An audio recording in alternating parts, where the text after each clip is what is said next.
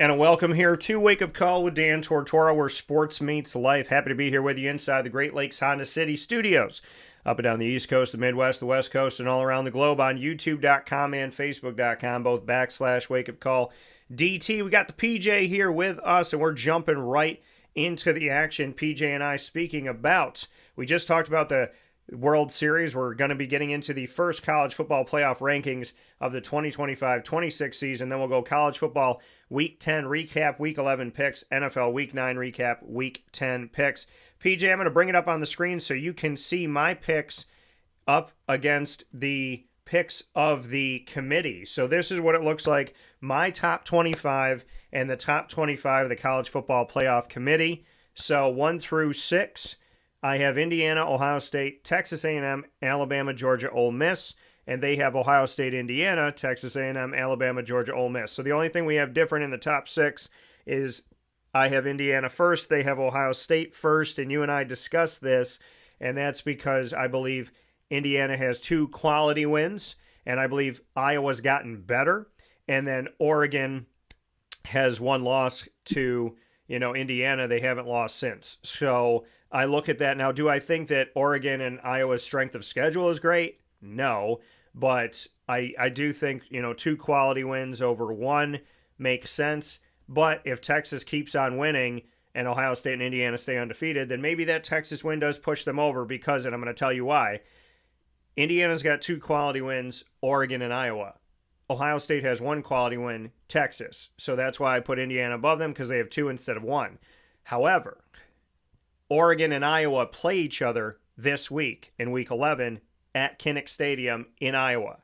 So depending on how that game goes, yes, those are both quality wins. But if Oregon blows out Iowa or vice versa, and that team falls, then talking about the quad system of a quad 1 win, quad 2, kind of looking at it like college basketball, if there's a blowout in that game, then Oregon or Iowa could drop down.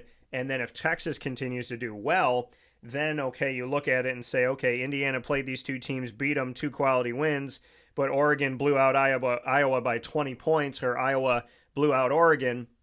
Then you look at it and you say, okay, well, that team's going to dip.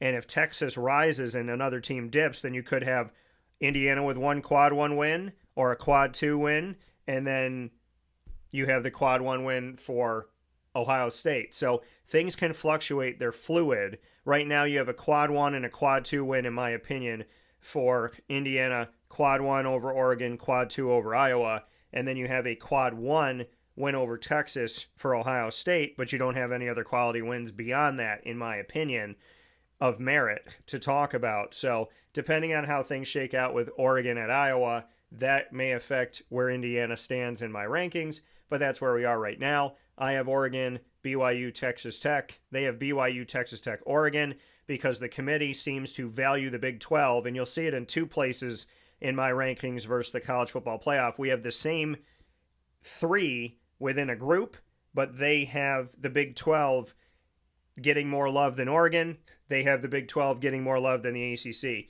Agree or disagree, PJ? The 2 parts in our rankings, I have Oregon, BYU, Texas Tech, 7, 8, 9. They have BYU, Texas Tech, Oregon, 7, 8, 9. So all they did was take the top 2 of the Big 12 and move them above Oregon, but we have the same 3 within 7 through 9. They do it again 13 through 15. I have Virginia, Louisville, ACC, then Utah, Big 12. They have Utah, Virginia, Louisville. So the committee has shown that their valuation of the Big 12 is a little bit higher than I have. Agree or disagree with how the committee is valuing the Big 12 over the entire ACC and over Oregon? Of course, they're wrong. But I noticed that your column has Memphis, yes, and the CFB people don't have Memphis anywhere. Right. At 25. I don't see how they could do that. I mean, Memphis has been really good this year. Also, I see that Texas is right up there. It's a shame that I think Texas probably should be included in the top 12, but I don't know how things are going to shake out the rest of the year. I like that Virginia's up there too, because they only have 1 win and they're leading their conference. I Iowa, I don't know much about them because I don't follow them that much, but they only got two losses, and they got CFP people got them at 20, and you got them at 22. So I guess when Oregon and Iowa play, that will make things a little different. I'm wondering if Oregon loses, Yeah. and is only stuck with 2 wins, are they going to drop out of the top 12? Probably. Probably, yeah. I like that Vanderbilt's still up there. Yeah. Georgia Tech. Unfortunately, Georgia Tech couldn't get it done. They only got 1 win. Their strength of schedule just isn't what it should be. Yeah. They have certainly an All-American quarterback who may even get a chance to be the college football player of the year, so the Heisman Trophy. So there's a lot to play for, and I think maybe, like we said, this situation is fluid. And after this weekend's games, it's going to jumble this thing all up again. And then everyone's going to be talking. Next Thursday, we'll talk about the same thing that's been jumbled up. Yeah, and Indy, as I mentioned to people before, going into last week, going into Week 10, Indiana's last 4 opponents of the season are 1-17 in the Big Ten. So Indiana's schedule is weak the rest of the way, and Ohio State's schedule is weak until they get to Michigan because, obviously that's a good game. But here's the thing. I don't have Michigan in my top 25. Michigan does not have one quad 1 win. They don't have any quality wins, in my opinion. Michigan has nothing to write home about.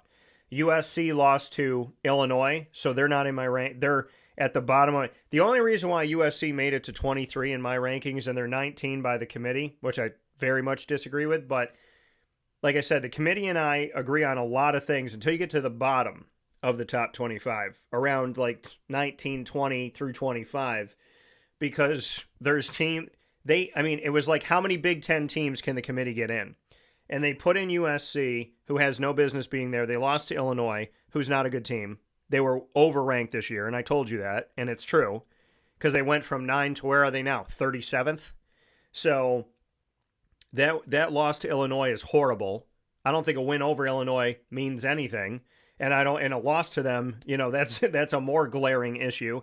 So it's not a quality win to beat Illinois, and it's definitely a bad loss to lose to them. Just like it's not a quality win to beat Florida State this year, and it's a bad loss to lose to them. Because that's why Alabama is where they are. PJ, I think you would agree with me on this. If Alabama, because keep in mind, they've gone 7-0 since losing to Florida State, at Florida State in Tallahassee. If Alabama did not have that bad loss to Florida State, or Florida State was a good team this year, right? So let's say if they had beaten Florida State, then this is a definite. If they lost to Florida State, but Florida State was a top 10 team still, I think people would argue Alabama, even in a loss to a top 10 Florida State. But because they have that blemish, that black mark, that black eye from Florida State, Alabama's not number 1. This is my opinion, but I want to get your thoughts on it. If Alabama didn't lose to Florida State, they have a string of games this year where they beat 4 SEC-ranked schools in a row, at home, on the road, including Georgia. If Alabama didn't have the loss to Florida State, Alabama, in my opinion, would be the consensus number 1, and nobody would be close. Agree or disagree? I agree, of course. And we know, like I said earlier, unfortunately, the SEC is so big and they have so many games against each other. They're beating each other up and they're throwing guys out of the top 10. From 1 to 18, they are really powerful.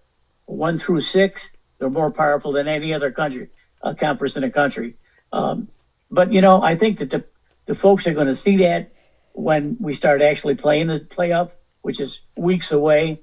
Things could change drastically. The only thing I like your Virginia being right up there. Now, Virginia's only got 1 loss, and they're leading their conference more than Miami, or of course Florida State's out of it. Georgia Tech's only got 1 loss, so Virginia actually could sneak in there at a higher ranking. Mm-hmm. Probably not. And you ranking Memphis while the other CFP people didn't even bother with Memphis. Memphis is a good football team. So, therein lies the pudding. And from 19 to 25, I agree more with you because we think on the same level than the other people. They got Michigan and Iowa and Missouri. Maybe they belong in the top 25 and the bottom, but not anywhere up closer to that. You got Pittsburgh in there, which is a good team. North Texas, which is a real good team. They're not even going to get a call. North Texas will probably play in a good bowl, and they'll be able to show the country how they play. So it'll be fun to watch, and I think we'll have arguments on both sides when this is settled. Yeah, and having the committee put in Iowa and put in Pittsburgh, I love that they did that because I value them, and I feel like they should be in. I only have one 3-loss team in my ranking, and that's SMU. They have Tennessee. Tennessee's done. And I told people going into the Oklahoma-Tennessee game, I said, whoever wins this game is knocking the other one out because they already have 2 losses. So whoever has 3 of this game, they're done.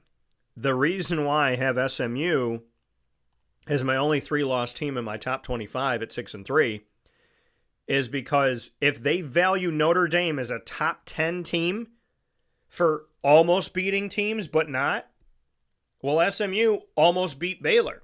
It was 48-45. It was a good game.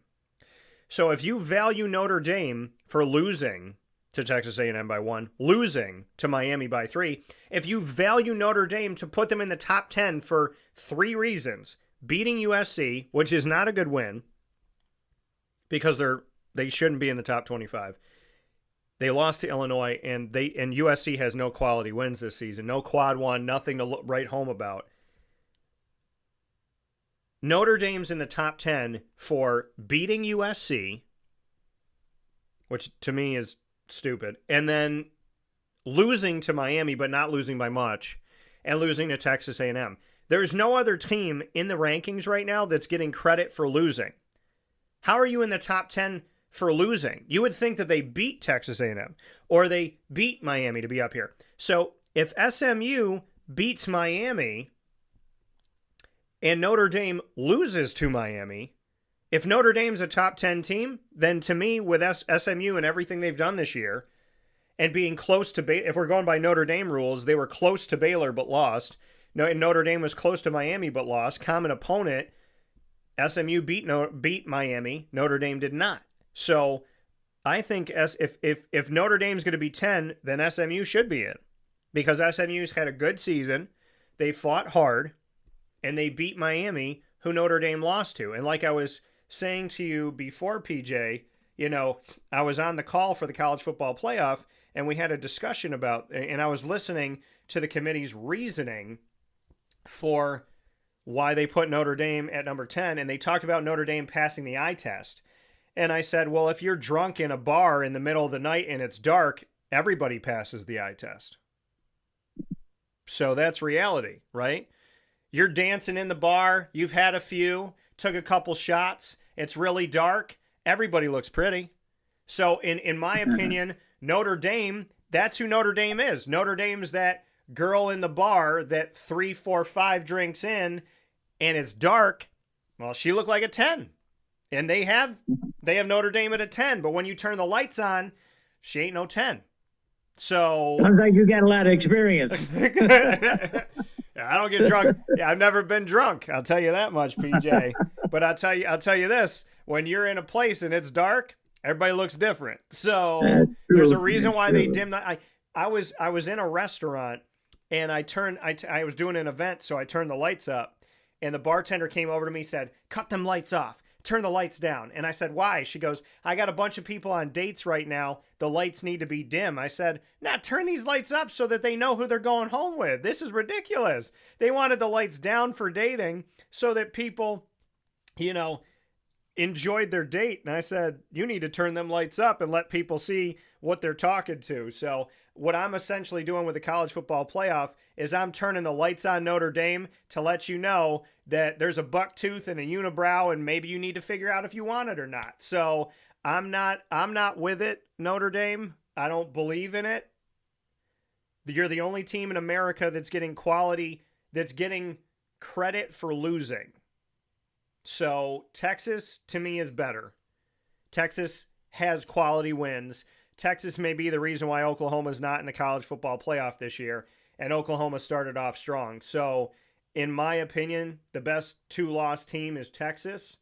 And, outside of really the Notre Dame piece, and then 20 to 25, the committee and I have a lot of things in common of where we're valuing people, but they have little to no value for the ACC, which is sad to see. And I think the ACC should have more love. I know they got a bunch of teams ranked, but, I think there is a world where two ACC, and I'm gonna throw this at you, PJ. There's a world where two ACC teams make it in the college football playoff this year. If Virginia wins out and Louisville wins out, and they play for the ACC championship, they'll both be 11-1. If Virginia beats Louisville and Virginia's 12-1 and Louisville's 11-2, Louisville will have two losses, but they'll be to the same team because they'll both beat a Virginia. So if Virginia is a 12-1 ACC champion and Louisville's two losses are to the same team, being Virginia twice, and let's say that game is close in the ACC championship, in that world, I think they both make it. Irrespective of what we're talking about, we're going to see some good bowl games with the teams that are going to be eliminated from the playoffs. There's going to be some serious teams playing good football despite not being in the top 12.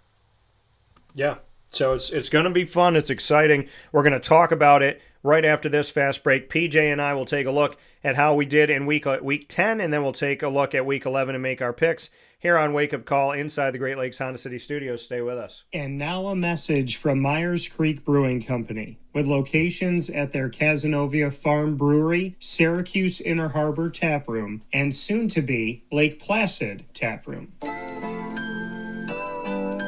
Well, I think first and foremost, the Feldmeyer family and our team are extremely passionate about what we do. We care very much about what we do. The Feldmeyer family is always investing. Our taproom management team, our brew management team, our marketing management team, and all of the team members that get after it every day, they leave it on the field. They put their heart and soul into it. I know for a fact that everyone that works at Myers Creek wants to be there, and we want them to be there. We want them to feel good about their job. And again, if you've never been to a Myers Creek, especially to the brewery, I want your eyes to open really big. I want you to see how big of a brand this is. I want you to see where we're going. The sky is the limit, and I feel very proud of that, and I'm very excited about that.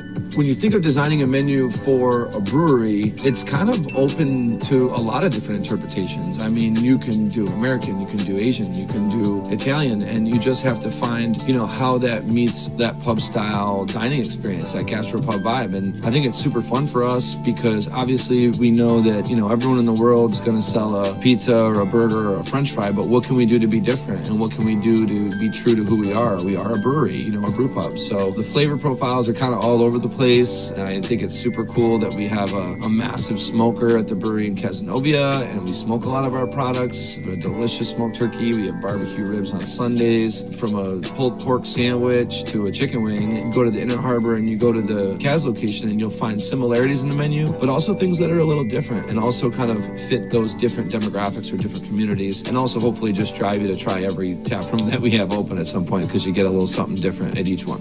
We understand how hard it is to, work every day and get after it every day, and when you're done at the end of your day, you want to go out and put your feet up in a good ambiance and good environment. So we take pride in that. We make sure that everyone knows that they're very much valued to us.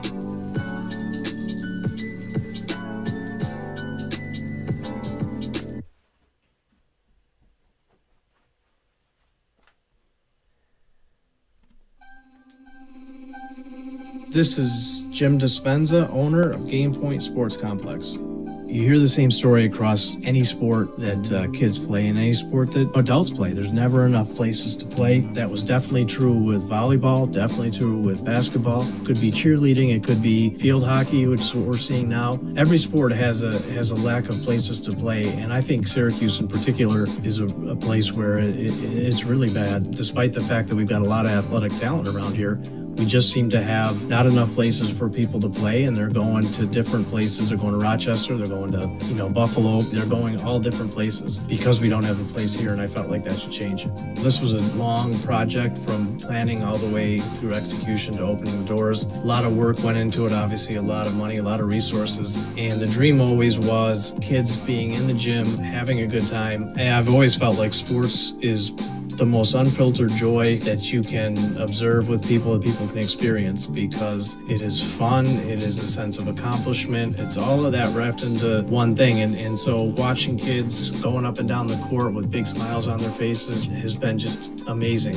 an amazing experience. I'm looking forward to years to come of that same thing. We've taken the time to invest in multiple sports, and then what we're finding is the mere fact that we have a large, clean, well-lit space has opened a lot more doors for us beyond basketball, volleyball, pickleball. Now we're having some interest from cheerleading. We've got girls field hockey coming in. And then also there's quite a bit of room for spectators. We've got bleachers, we've got benches, we've got a concession lounge where people can get food and drinks. We're going to have multiple sports going at the same time, using every square inch of this place for what it was conceived for, which is basically people to come in, have a good time in the sport that they prefer. We manage each situation differently. Everybody has different ability to afford different things. Some are bringing 10, 15 people, some are just 2 people. I've had a lot of situations where it's a father shooting around with his son, it's a mother playing pickleball with her daughter or with her son, and in those situations come up and we work with people, and that's allowed us to have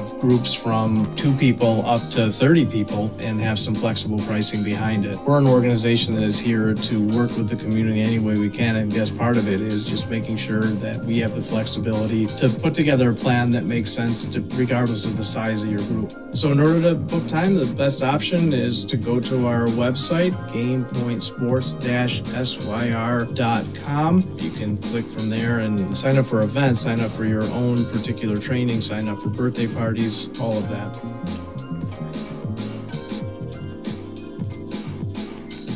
And a welcome back here to Wake Up Call with Dan Tortora inside the Great Lakes Honda City Studios. PJ and I making it happen here for you. Speaking on the football world, we're going right into the picks that we had last week to let you know how things shook out. So, as going into this week, PJ went 7-2 in college football picks last week. I went 8-1. He went 9-4 in the NFL. I went 8-5. So we've been doing good here in recent history. We're going to take a look at college football, like I said, week 10, and how PJ and I did in our rankers here. So we'll start with that first game that you see that was on the board for us, North Carolina and Syracuse. PJ got it right with North Carolina. I thought Syracuse would maybe show up. Maybe they'd start Ricky, see how it goes. If it was 10 points or less at halftime, go to somebody else. North Carolina hasn't been a good team this year. Bill Belichick had not won a game in the ACC. And who gives Bill Belichick his historic one win in the ACC? Well, that would be none other than Syracuse in a gross, abysmal, disgusting, awful, boring, one of the top 10 worst games I've ever seen Syracuse play. So, gross. And now they're playing Miami this week, and I think Miami's going to have 56 points. So, it's sad, and it's frustrating. Ohio State, we both had that one right. They played Penn State, who hasn't won a game in the conference. And then Texas and Vanderbilt was a fantastic game that I didn't get to watch because YouTube TV is fighting with Disney. And Disney, again, probably, essentially, trying to, do what they do, which is strong-arm people into making decisions. YouTube stood up for itself, and allegedly Disney's losing $5 million a day because they're fighting with YouTube. So what will they do with that? Probably raise the price of their park, because every time they lose money, they punish the consumer which is the wrong thing to do, and that's why they keep losing people, arguably. So I didn't get to watch this game. I got to see highlights, but Vanderbilt's valiant effort, Texas wins, great game. Shout out to them both.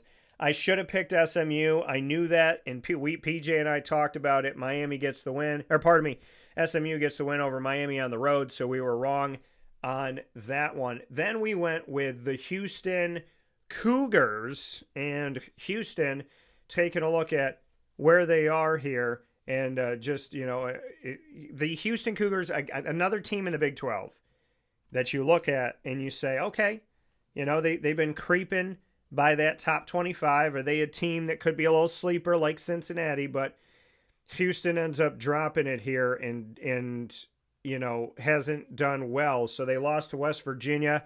They were ranked 22. They lost to West Virginia at home. West Virginia winning on the road 45-35. So PJ and I got that one wrong. And then Louisville, who I told you has been a good team here and I think is rising up. I told you about them going into the season. They won 28-16 over Virginia Tech on the road.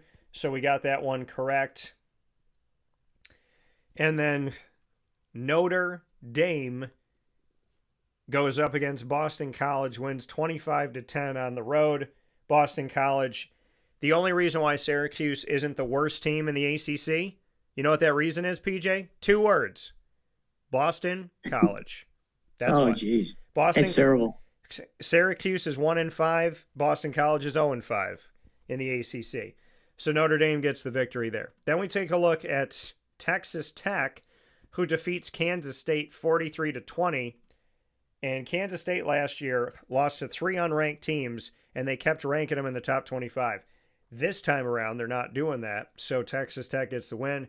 Michigan goes up against Purdue, who has not won a game in the conference, and I believe is now 2-7 overall.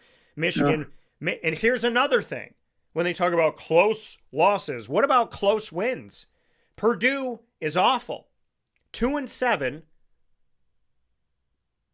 0 in the Big Ten, and Michigan barely beats them 21-16.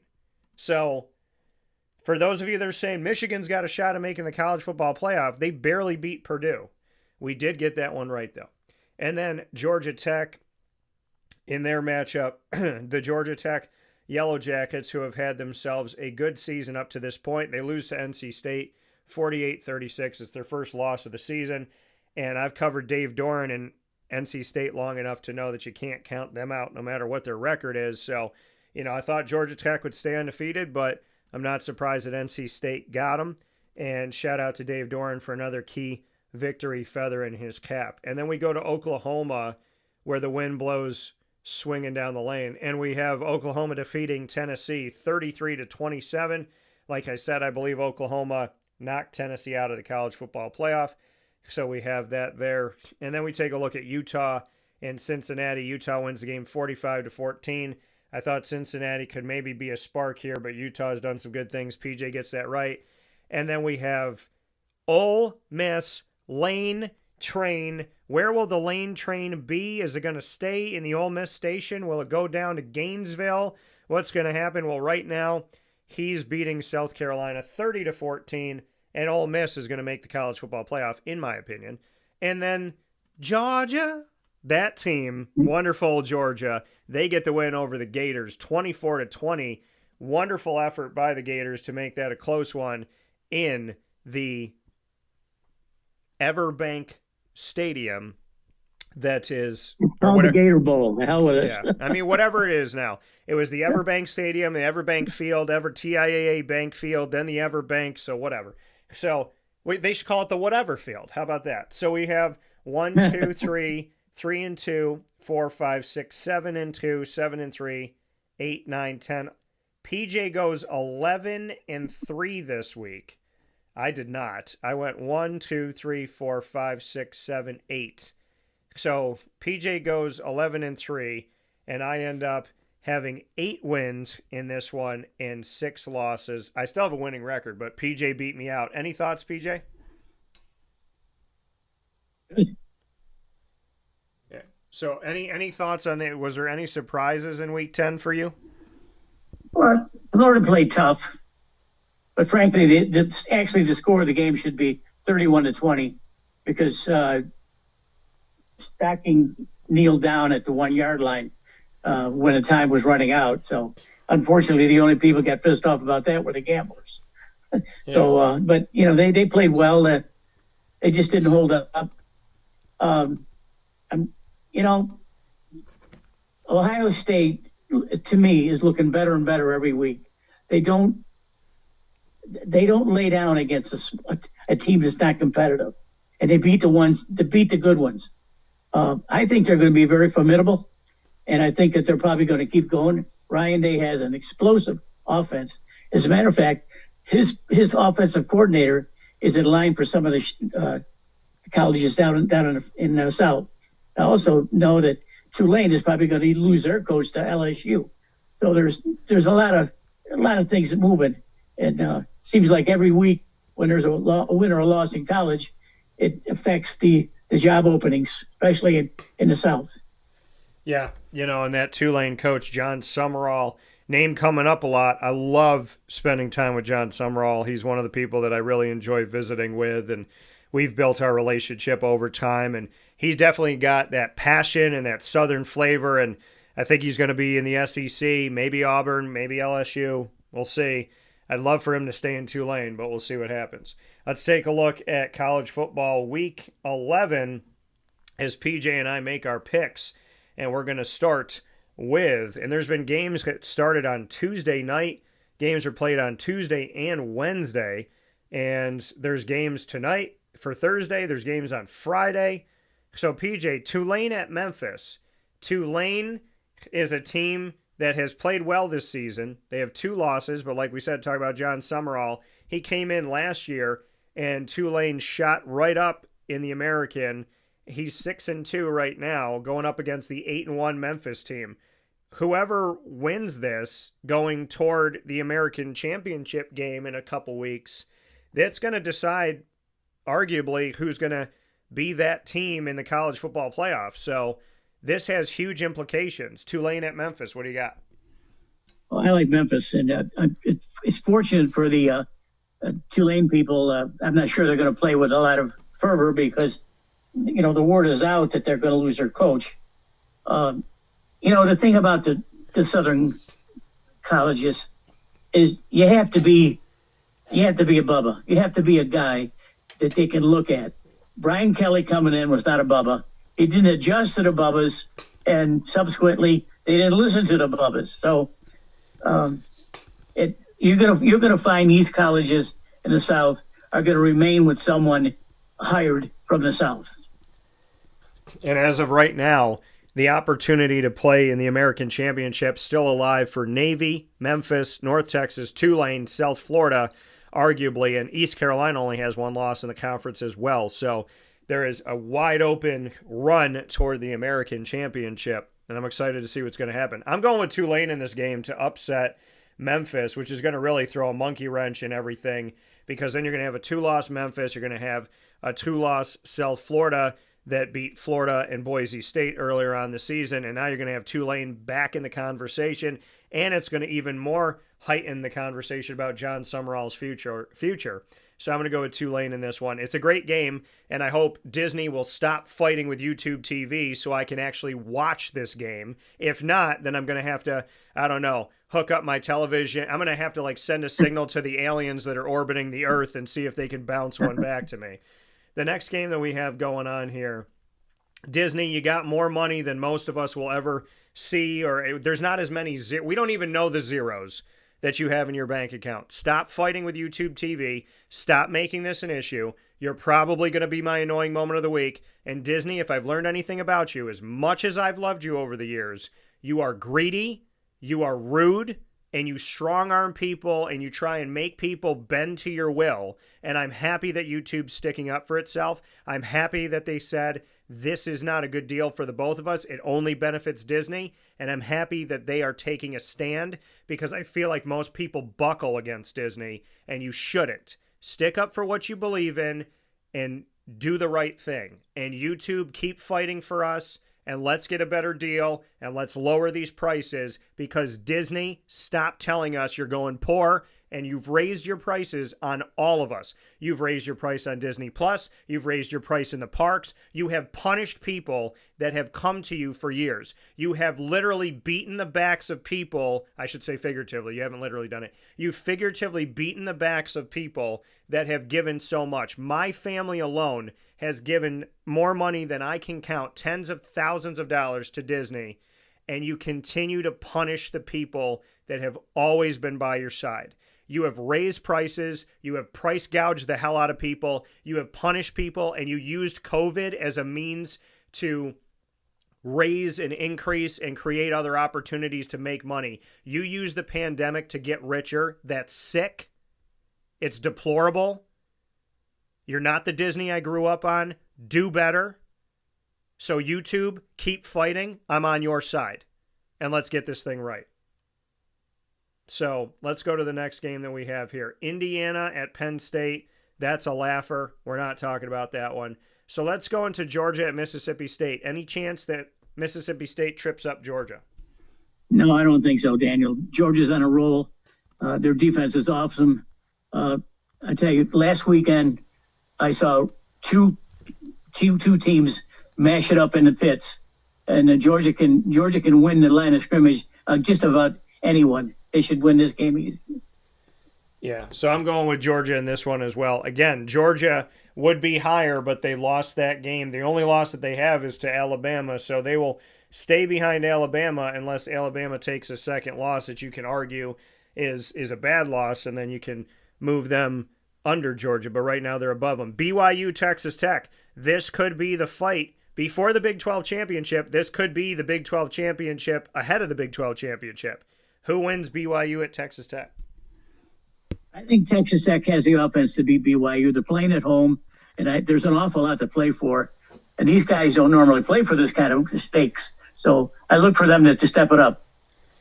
PJ going with Texas Tech. I'm going with BYU to win this game. I got the BYU Cougars staying undefeated. How far will they go up the polls here? If BYU wins and Oregon loses, will we see BYU as a top 6 team? Maybe. So I think BYU is going to get the win here. Texas Tech, if they lose this game, they're out of it, in my opinion.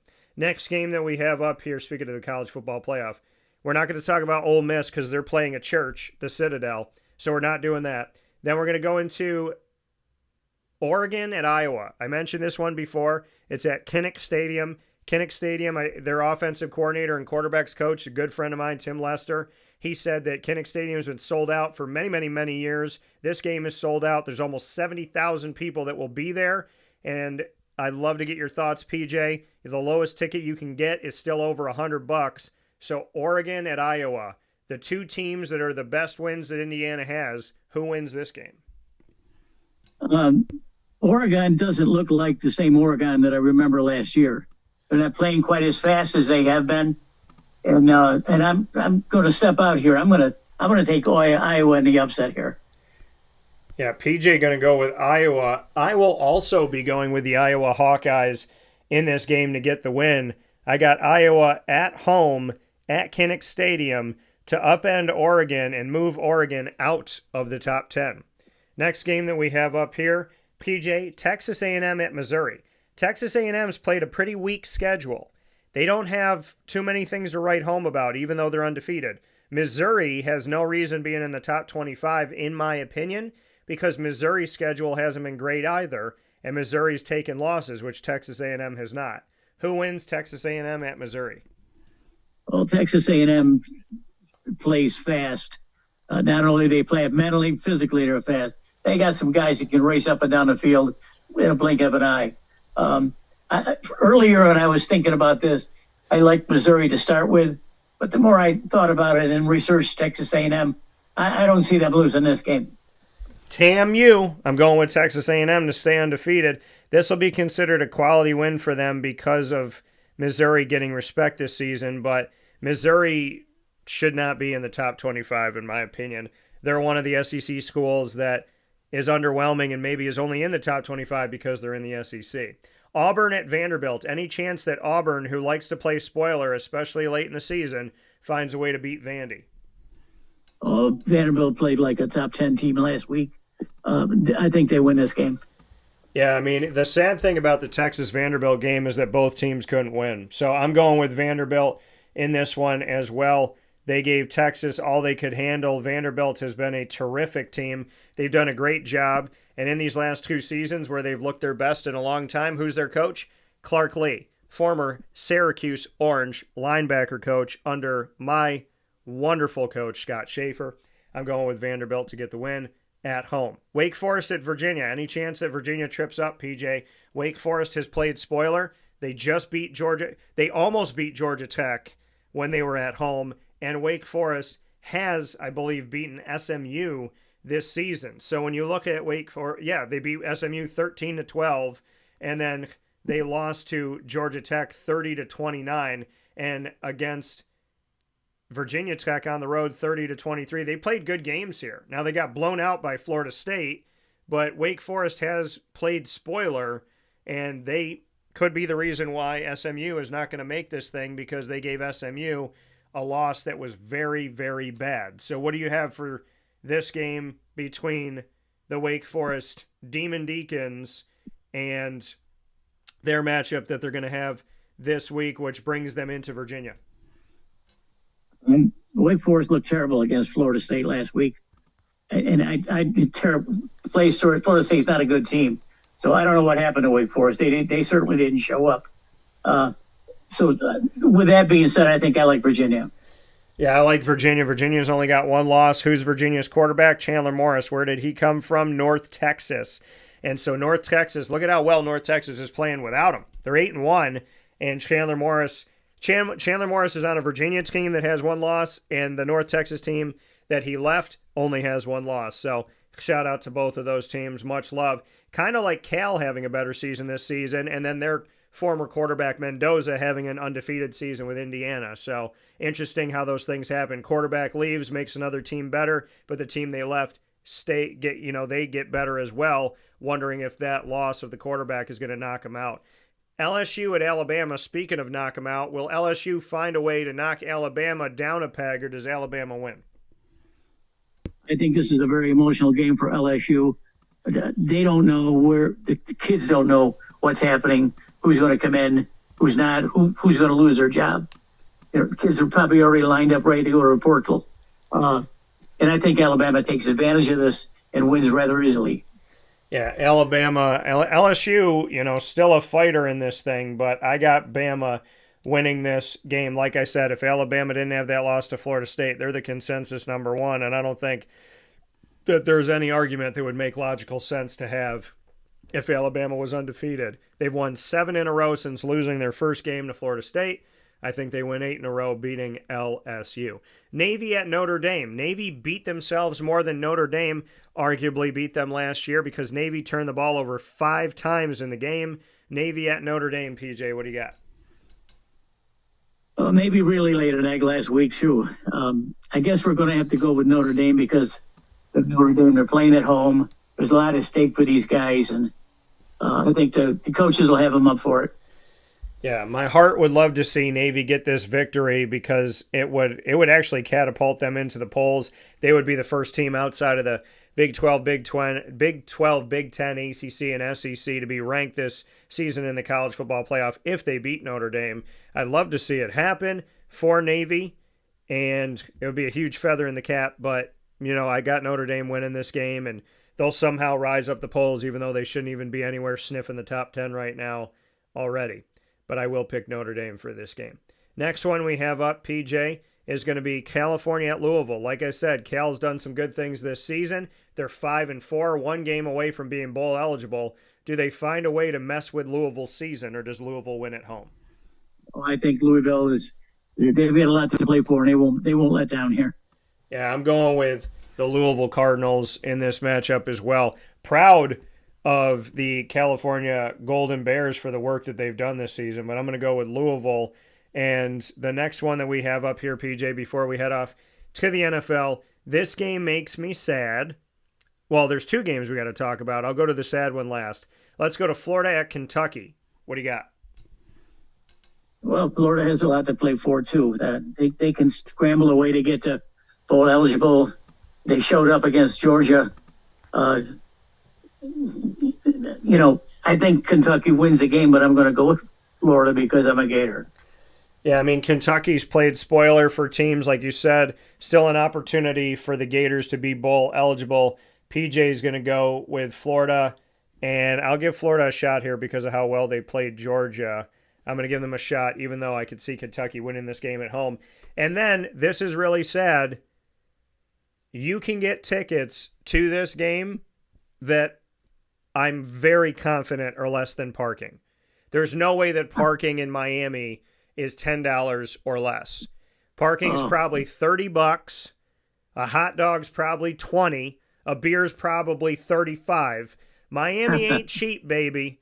But if you want to go see Syracuse at Miami at 3:30 p.m. Eastern Time this Saturday, you can get a ticket to Hard Rock Stadium for $6. $6. $6.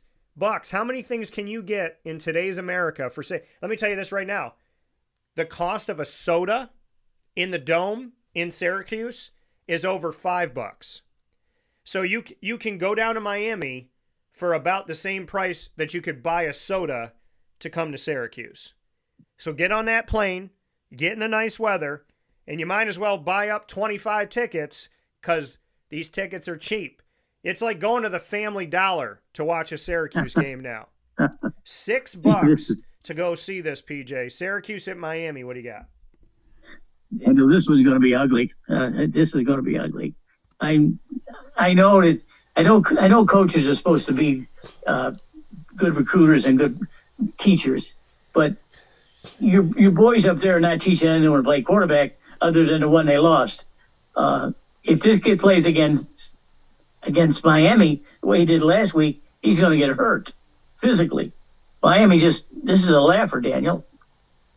Yeah, so I think Miami's, like I said, I think they're going to score. The number in my brain has been 50-something. 56 has been in my brain. So I think that this game's over early, and I hope that college football has a mercy rule. So I'm going with Miami in this matchup. Syracuse has been a shell of itself since they lost their quarterback. I don't see, and I'm not trying to knock any quarterbacks on the staff, I don't see anything good happening here. Fran Brown fired his wide receivers coach. He put his quarterback coach as the tight end coach. He put his tight end coach as the quarterback coach. He took a guy that was one of the quality guys or whatever, assistants, and shifted them into a job that now has them looking over the wide receivers and Josh Gaddis. I don't like what's going on. I don't like the cultural things, the cultural feel that's happening here in Syracuse. So nothing screams anything good for me, and I think Syracuse loses this one by at least, I mean, they could lose this game by 40 points. I don't feel good about it at all. PJ and I are going to take a step aside for a fast break. When we spin back around in this thing, we'll give you our NFL recap and our NFL picks. Week 9, Week 10 coming up right after this. Stay with us. In these unique times, there are those in our community that give us a sense of normalcy and positivity. Pizza Man on 50 Oswego Street in Baldwinsville has been here for you for over 35 years and is here now. Call 315-638-1234 or order online at pizzamanbville.com to bring those familiar tastes into your home. And remember to come see our monthly on-site broadcasts centered around the community and our Baldwinsville Bees. Pizza Man in Baldwinsville. Any way you slice it, they are always here for you.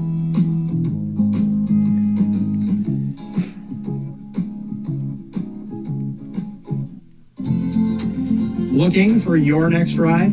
Look no further than Great Lakes Honda City, located on 7140 Henry Clay Boulevard in Liverpool, New York. Serving our community for decades, their new and pre-owned vast array of vehicles are available to you Monday through Saturday on site.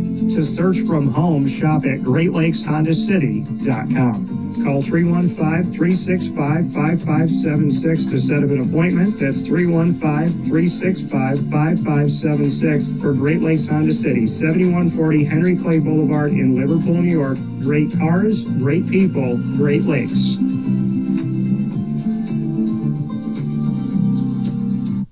Avicoli's Restaurant, located on 7839 Oswego Road in Liverpool, New York, has been serving our community for decades. Your place to go for home cooking on the corner of Route 57 and Wetzel Road is just minutes from Liverpool High School. And every single month, Wake Up Call with Dan Tortora is on site, on location, with Liverpool sports, student athletes, coaches, and administration telling their stories throughout the year. We look forward to seeing you on site at Avicoli's for their casual pizza side, their fine dining, as well as their bar. And of course, you can order online at myavicollis.com. That's myavicollis.com. For takeout, delivery, and catering, call 315-622-5100. That's 315-622-5100. Come on into the neighborhood spot, Avicoli's, open 7 days a week in Liverpool, New York.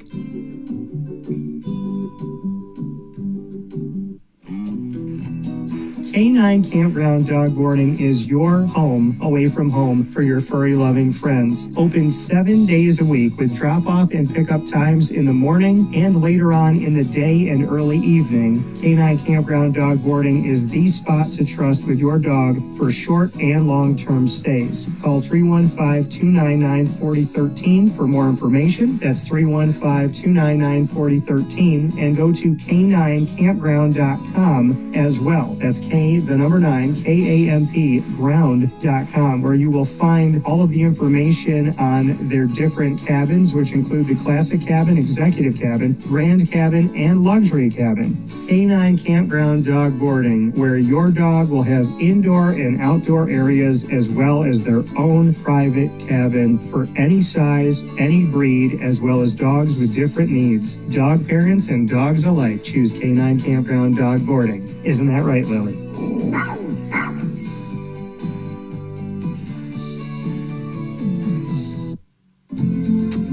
Looking for your next ride? Look no further than Great Lakes Honda City, located on 7140 Henry Clay Boulevard in Liverpool, New York. Serving our community for decades, their new and pre-owned vast array of vehicles are available to you Monday through Saturday on site. To search from home, shop at GreatLakesHondaCity.com.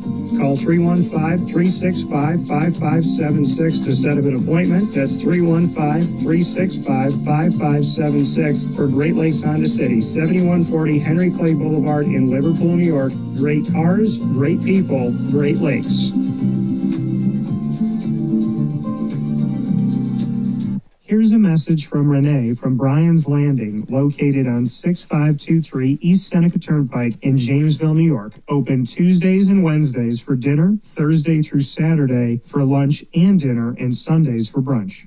It's a lot like the way that my mom and dad ran their restaurant. We have put in place a lot of people that are family to us, very similar to how my dad hired people that were family to him. And then the tradition I'm carrying on is a lot of the items that are on our menu are my dad's. And he taught our chefs how to recreate his dishes. So I think that Tommy McNerney, who our executive chef is, to him it is an art. And I think that when he does create a dish, it's not just about making the food taste delicious, which is definitely our priority, but it's an art to him, and it's almost like his canvas on a plate where he just wants the colors to look great, and people love it because he takes pride in that. And Brian and I appreciate that. We want it to obviously look good and taste good. I will tell you, when we opened up, it was 6 weeks before COVID. And what was amazing was the community, our friends and family stepped up, and everybody did takeout. Everybody supported us. Our hearts were just so filled. So to Brian and I, obviously our friends come all the time, and we just have repeat customers in Jamesville, and I think people going to our previous restaurant in Green Lakes are making the trip to come to Brian's Landing to support us. And I mean, I think we have great food and a great atmosphere. So it's very, very important to us. Head to Brian's Landing, located on 6523 East Seneca Turnpike in Jamesville, New York, where memories have become recipes that are now meals to share with you. Tuesdays and Wednesdays for dinner, Thursday through Saturday for lunch and dinner, and on Sundays for brunch. And be sure to come out for live music Friday, Saturday, and Sunday.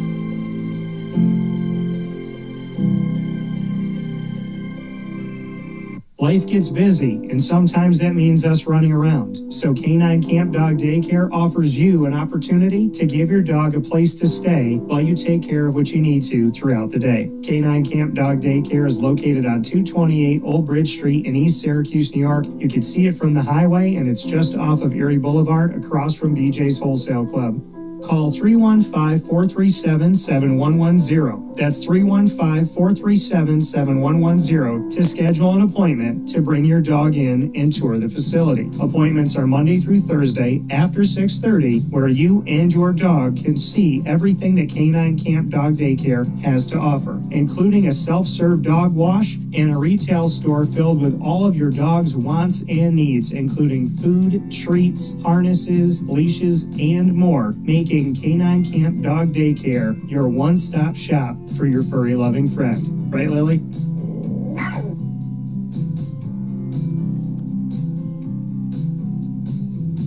Carvel DeWitt, it's what happy tastes like. Do you know why? Because we make ice cream. Creamy, rich, flavorful ice cream. Not yogurt or iced milk like some of our competitors. Ice cream.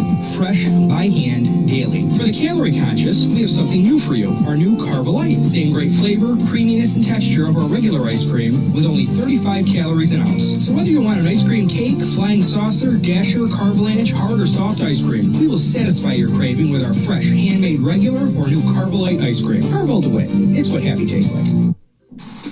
The Wildcat Sports Pub in Camillus, New York is located on 3680 Milton Avenue in the Home Depot Plaza. It is your family-friendly sports bar and restaurant. Folks, some sports bars aren't family-friendly. Some family-friendly restaurants are not sports bars. The Wildcat Sports Pub in Camillus, New York is proud to be both. It is that marriage that you've been looking for years. The Wildcat Sports Pub is your home base for your sports bar and restaurant needs, games for the kids, indoor and outdoor activities, and enough things on the menu to come back every single week and get to try something new. They're open Sundays from noon to 8 p.m., Monday through Wednesday, 11 a.m. to 11 p.m., and Thursday through Saturday from 11 a.m. to midnight. For reservations and party information, call 315-487-2222 for the Wildcat family-friendly sports pub and restaurant.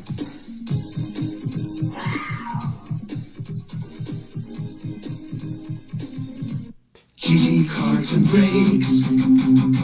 Like, comment, subscribe. GG Cards and Breaks coming to you on 639 Delmar Place in Syracuse, New York is your one-stop sports card and trading card shop. Head over to GG Cards and Breaks today and be a big kid. Enjoy your time over there searching for the teams you love, the players you love, and the games you love to play. There's nothing quite like GG Cards and Breaks, and that's why they are our sports card and trading card shop of choice, because Josh Gideon, Anthony Campbell, and the entire team make it a special experience every time you go in, and it's truly more than simply going into a card shop. It's a community, and I appreciate them. Many thanks to the wonderful team at Chick-fil-A and DeWitt. Go and visit them today. Let them know the DT sent you, and get the, for a limited time only, Pretzel Cheddar Club. You can get that wonderful pretzel bun with the original chicken, spicy chicken, or grilled chicken, and that sandwich is waiting for you in the drive-thru, on the app, and inside at Chick-fil-A DeWitt on the corner of Bridge Street and Erie Boulevard. We'll see you there. With that being said, PJ and I bringing you our NFL thoughts. We're going to go to NFL Week 9 and see how we did in the NFL Week 9 recap as we take a look at the picks that PJ and I made, and then we'll make our picks for Week 10 before we hop out of here on Wake Up Call inside the Great Lakes Honda City Studios. Well, PJ and I, Baltimore over Miami and Lamar Jackson's return, 28-6. That was an easy one right there. And then PJ picked Cincinnati. I picked Chi-Town, and Chi-Town won. The Chicago Bears in an awesome game. 47-42 defeat Cincinnati on the road. And then Minnesota and Detroit in the return of J.J. McCarthy. J.J. gets the dub. Detroit loses another one. Green Bay lost a head-scratcher. They are the definition of an enigma. And they lost to the Carolina Panthers at home in Green Bay, Wisconsin. Confusing, as Carolina continues to do good things this year. Carolina currently 5-4 and has an opportunity to get into the postseason. Let's take a look at the next one that we had here, which was LA over Tennessee. Man, everybody's beaten Tennessee this season pretty much. The Tennessee Titans have a record of 1-8. They're 0-4 at home, and the only team that they defeated were the Cardinals on the road by 1 point, 22-21. So PJ and I got that one right, and shout out to rookie and Syracuse alum Oronde Gadsden II, who I'm not surprised has become the number one tight end and has been leading in recent history here the entire receiving corps of the Chargers with that LA franchise. Next one we have up, we picked New England over Atlanta. Atlanta fought hard in this game with Michael Penix here, 24-23, but New England kept them at bay. And then the Giants lost to San Francisco. Mac Jones, I think, is 5-2 as a starter this season, which is incredible. Pittsburgh found a way to defeat Indianapolis, so PJ got that one right and I got that one wrong. The Denver Broncos continue to impress, and their defense coming up big in those close games. No matter what, you can't really go against that Denver defense this year. They win 18-15 at Houston. And then we have Jacksonville and the Raiders. So PJ picks Jacksonville. They win in overtime 30-29 on a batted down ball that doesn't get to the end zone. I picked the Raiders, so PJ got that one right. Kudos to him. I got that one wrong. The Rams take care of the Saints, who only have one win this season. Buffalo does what they always do against Kansas City, which is beat them in the regular season. Seattle, and we got that one right. Seattle wins over Washington. Jaden Daniels goes out injured, and God be with him, and may he be okay and heal up quickly. I'm so sick and tired of seeing Washington go through injuries this year. And the Dallas Cowboys lose to the Arizona Cardinals, their former NFC East foe, when the NFC East had 5 teams instead of 4. So that means PJ went 1-3 here. So 2, 4, and 3. Well, let's see here. 1, 2, 3, 3-3, 3-4, 4-4, 5, 6, 7, 8, 9-4, 9-5. PJ goes in this one. And so I went 1, 2, 3, 4, 5, 6, 7, 8. So I go 8-6. PJ goes 9-5. So we're almost equal in this thing here. 9-5 to 8-6. And PJ and I are going to jump right into NFL and our Week 10 picks. And we're going to go to Thursday Night Football, which is going to be happening tonight. And that's going to be on Amazon Prime. And so, PJ, your thoughts here. The Raiders going up against the Broncos. What do you got?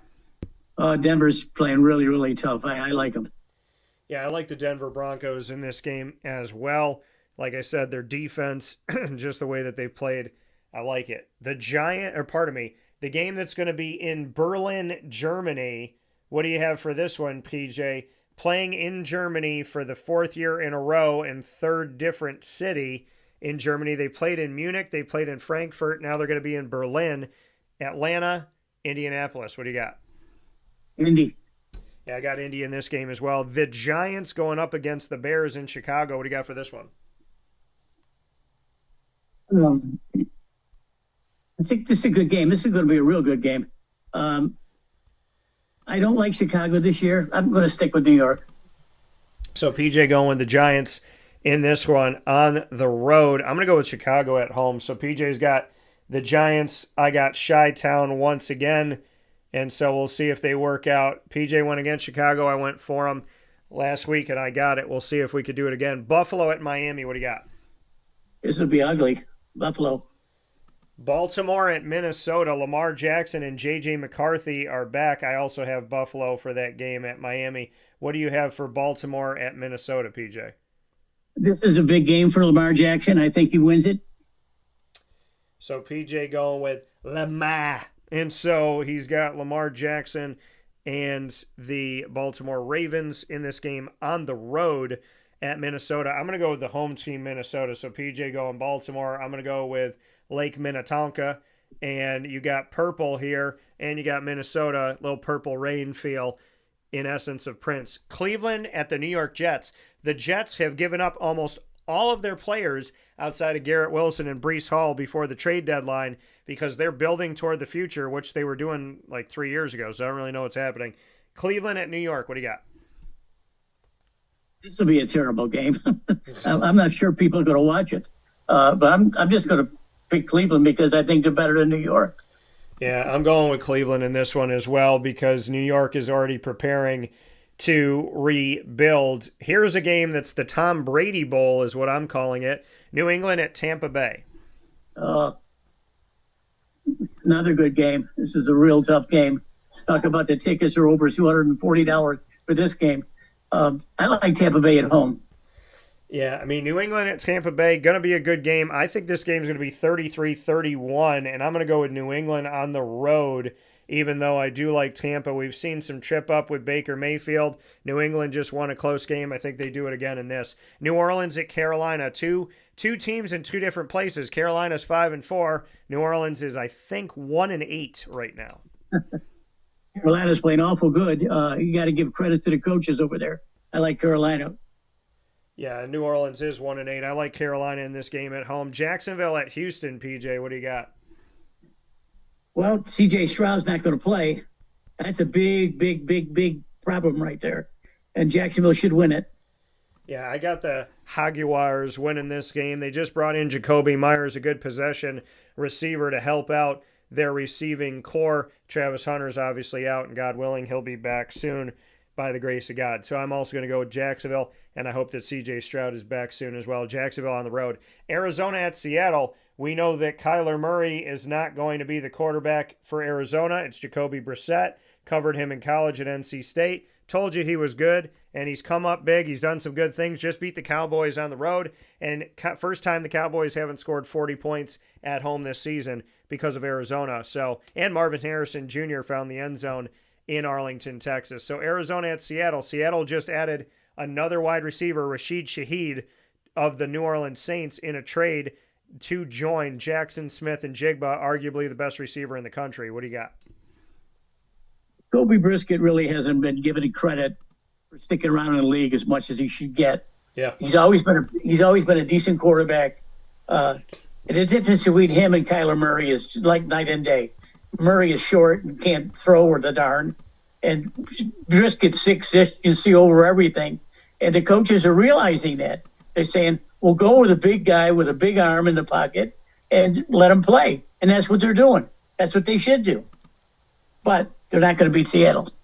Yeah. PJ gives that big love to Jacoby Brissett and goes with Seattle. I'm going with Seattle as well. Talk about a guy resurrecting his career, and Jacoby Brissett staying in the NFL. So Sam Darnold. I got Seattle winning the game. Los Angeles, Matty Stafford going to San Francisco. NFC West matchup. Mac Attack is back. Mac Jones making it happen, and Matty Stafford doing it as well. This game has got a lot more health on the side of the Rams offense, but San Fran's keep finding ways to win with Mac Jones. What do you got, PJ? This is a hell of a game here. This will be the game of the week. I like the LA. Yeah, I'm going with the Rams in this one just because, like I said, more health on their side with their offensive skill players. But don't count out Mac Jones. I got the Rams, however, winning this game. I like the Rams in this one on the road. Next one, we got Detroit at Washington. Detroit has done well, but also head-scratching moments. Washington has so many injuries. What do you have for this one? Detroit doesn't look like the same team as last year. For some reason, something's not clicking, but it shouldn't make any difference in this game. Yes, PJ going with Detroit Rock City. I am going with them as well. I got Detroit winning this game. I think, pretty much anybody outside of the Jets or the Browns or the Saints playing Washington probably going to go with the team that's not Washington, except for in those matchups. Sunday Night Football, Pittsburgh at Los Angeles Chargers. What do you got? I like the way Pittsburgh played last week. And, Aaron Rodgers has got that glint in his eye. And Mike Tomlin was letting them play. So I think that they win this game in the coast.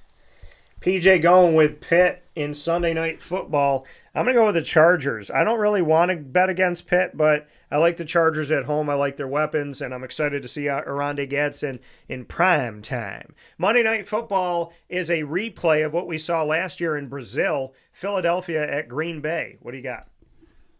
Green Bay is going to get their ass beat this week, Daniel. All right. Well, Saquon Barkley's on the injury report. PJ going with Philly in this one.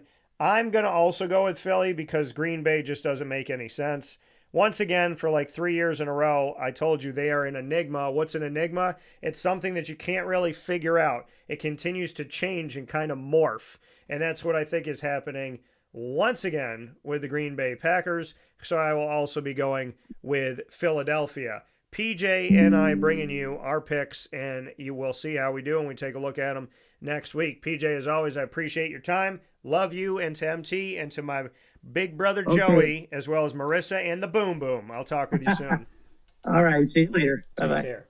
That coming from Papa Joe here on Wake Up Call with Dan Tortora, where sports truly meets that thing called life. We appreciate you being here with us up and down the East Coast, the Midwest, the West Coast, and all around the globe. Of course, you are with us on YouTube.com and Facebook.com, both /WakeUpCallDT, and on WakeUpCallDT.podbean.com, Monday through Friday from 9 a.m. to 11 a.m. Eastern Time. Once we go live, the shows hop into the archive on Amazon Music, Audible, iHeartRadio, iTunes, and Apple Podcasts, Player FM, Podbean, Podvine, Spotify, TuneIn, YouTube, Podchaser.com. You can find us on all of these outlets, so make sure you do it. Thank you for everybody that's been following us throughout the years. We appreciate you so much. Don't forget to subscribe and follow on these wonderful platforms.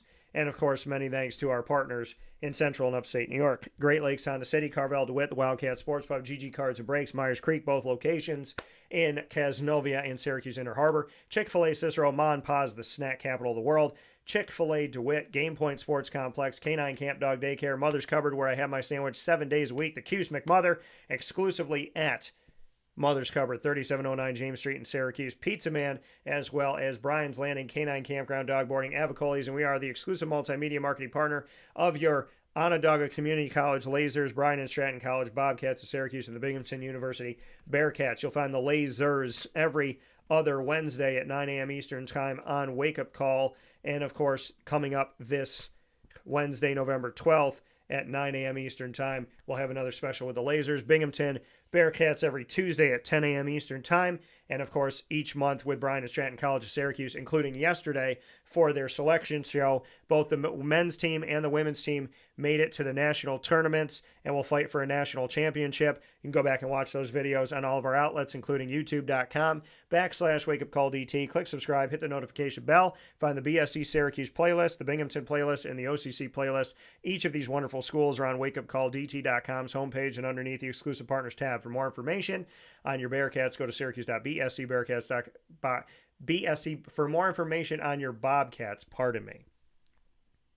go to Syracuse.bscbobcats.com. For your Bearcats, go to BinghamtonBearcats.com. And for your Lasers, go to OnondagaLasers.com. Have a beautiful, wonderful day. God bless. No stress. Do your best. Thanks to Myers Creek for the Player of the Week. Shout out again to Ali Molina, the West Genesee quarterback that helped his team move on to the semifinals in the playoffs for Section 3 Class AA. And, of course, many thanks and appreciation to Anwar Sparrow, the only player to score a touchdown for Syracuse against North Carolina, our Syracuse Football Player of the Week, proudly presented by Myers Creek exclusively. Shout out to Papa Joe for everything we got to cover today, Major League Baseball, college football playoff, and of course college football picks and the NFL picks. We hope you have a wonderful day. God bless, no stress, do your best. Once again, from the Great Lakes Honda City Studios, this is Wake Up Call. You're amazing. We'll talk soon.